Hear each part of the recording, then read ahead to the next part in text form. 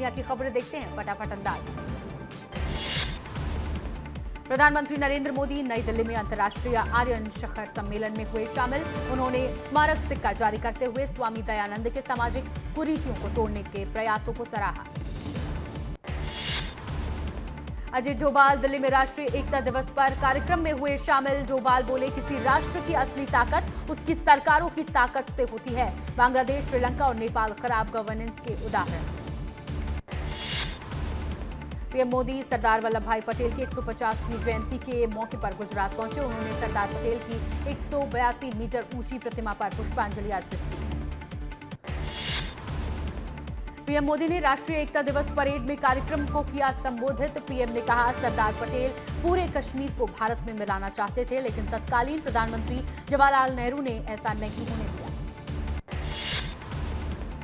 छत्तीसगढ़ राज्योत्सव के अवसर पर पीएम मोदी 1 नवंबर को रायपुर के दौरे पर रहेंगे। 6 घंटे के 1 दिवसीय प्रवास में पीएम के 5 बड़े कार्यक्रम निर्धारित। प्रशासन ने सुरक्षा और तैयारियों को लेकर झोंकी ताकत।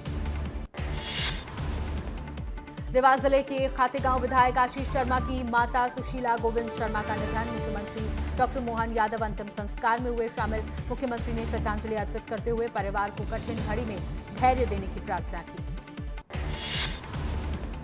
एमपी परिवहन विभाग में चल रहे घोटाले पर नेता प्रतिपक्ष उमंग सिंगार का खुलासा। बोले, नया सौरभ शर्मा जन्म ले चुका है। सिंगार ने मंत्री के स्टाफ पर संलिप्तता के आरोप लगाते हुए सरकार पर मूक दर्शक बने रहने का आरोप लगाया। बिहार चुनाव प्रचार के बाद केंद्रीय राज्य मंत्री तोखन साहू रायपुर पहुंचे। बोले, बिहार में फिर से एनडीए की सरकार बनने जा रही है। साथ ही बताया कि प्रधानमंत्री जल्द छत्तीसगढ़ आकर राज्य को बड़ी सौगात देंगे। अंबिकापुर में छत्तीसगढ़ के पूर्व उप मुख्यमंत्री टीएस सिंहदेव का केक काटकर जन्मदिन मनाया। इस दौरान पूर्व खाद्य मंत्री अमरजीत भगत ने टीएस सिंहदेव को जन्मदिन की बधाई दी। एमपी के डीजीपी कैलाश मकवाना का कार्यकाल बढ़ा। गृह विभाग ने कार्यकाल बढ़ाने का आदेश किया जारी। 2026 तक अब डीजीपी बने रहेंगे कैलाश मकवाना। भारत के सेना प्रमुख उपेंद्र द्विवेदी पहुंचे रीवा। एयरपोर्ट पर किया गया उनका जोरदार स्वागत। बोले, रीवा आकर भाव विभोर। 3 नवंबर को राज्यपाल रामेंडेका गरियाबंद के मैनपुर जाएंगे। आदिवासी जनजाति के लिए संचालित राज्य एवं केंद्र की योजनाओं की समीक्षा करेंगे। कलेक्टर ने मैनपुर पहुंचकर तैयारियों का जायजा लिया। इंदौर में 3 इमली ब्रिज के पास नई सड़क बेवजह खोदने पर महापौर हुए सख्त। मौके पर पहुंचकर अधिकारियों और निर्माण एजेंसी को लगाई फटकार। कंसल्टेंट पर पेनल्टी लगाने और जिम्मेदारों से जवाब तलब करने के आदेश दिए। जबलपुर से एयर कनेक्टिविटी को लेकर बैठक में डिप्टी सॉलिसिटर जनरल हुए शामिल। बैठक में कई अधिकारी प्रतिनिधि भी रहे मौजूद। भोपाल में राज्योत्सव कार्यक्रम स्थल का कमिश्नर और कलेक्टर ने लिया जायजा। लाल परेड ग्राउंड पहुंचकर आवश्यक तैयारियों के दिए निर्देश।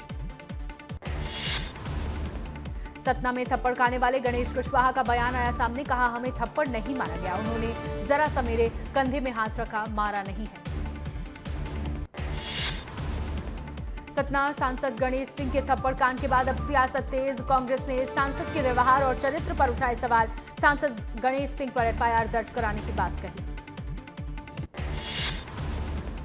कांग्रेस प्रदेश अध्यक्ष जीतू पटवारी का बड़ा बयान। मंच से बोले, आरिफ मसूद को बनाएंगे डिप्टी सीएम। कांग्रेस की सरकार बनी तो मसूद बनेंगे डिप्टी सीएम।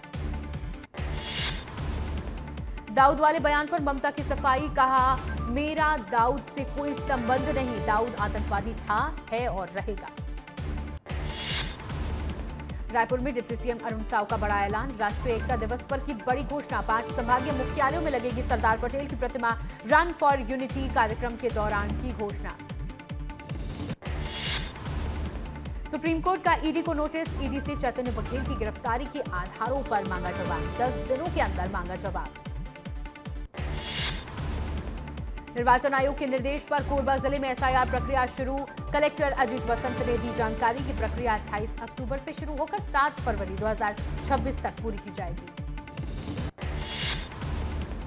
बालाघाट में हेलमेट की समझाइश देने सड़क पर उतरे एसपी आदित्य मिश्रा। 1 नवंबर से बालाघाट में हेलमेट होगा अनिवार्य। एसपी ने कहा, हेलमेट चालान से बचाव नहीं, जीवन की सुरक्षा का कवच है। निवाड़ी के पीएम कन्या हाई सेकेंडरी स्कूल में साइंस लैब का अभाव, छात्रों का भविष्य अंधकार में, प्रयोगशालाएं न होने से छात्र केवल किताबों तक सीमित। इंदौर को भिक्षावृत्ति मुक्त बनाने के लिए जिला प्रशासन का अभियान, महिला एवं बाल विकास की टीमों ने अब तक 30 से ज्यादा लोगों को किया रेस्क्यू। सीहोर में किसानों ने इछावर तहसील कार्यालय पहुंचकर एसडीएम को ज्ञापन सौंपा। किसानों ने आरोप लगाए गेल कंपनी के लिए बिना सूचना जमीन का सर्वे किया जा रहा। एसडीएम ने कहा अनुमति के बिना नहीं दी जाएगी जमीन। बिलासपुर के बेलतरा में कांग्रेस ने वोटर लिस्ट में गड़बड़ी का आरोप लगाते हुए भूतिया जीत का मामला उठाया। कहा बीजेपी ने जिंदा मतदाताओं को मृत दिखाकर चुनाव जीता। बेमेतरा कलेक्टर रणबीर शर्मा ने मतदाता सूची के विशेष गहन पुनरीक्षण कार्यक्रम के दूसरे चरण की जानकारी दी। घर घर सर्वे और फील्ड वेरिफिकेशन 4 नवंबर से 4 दिसंबर तक, जबकि अंतिम सूची 7 फरवरी 2026 को प्रकाशित होगी। जिलाध्यक्ष रविंद्र यति ने भोपाल पुलिस कमिश्नर से की मुलाकात। उन्होंने बताया उनके खिलाफ षड्यंत्र रचा गया और 5 दुकानों में तोड़फोड़ हुई। आरोपी को गिरफ्तार करने की मांग और दुकानदारों का समर्थन जताया।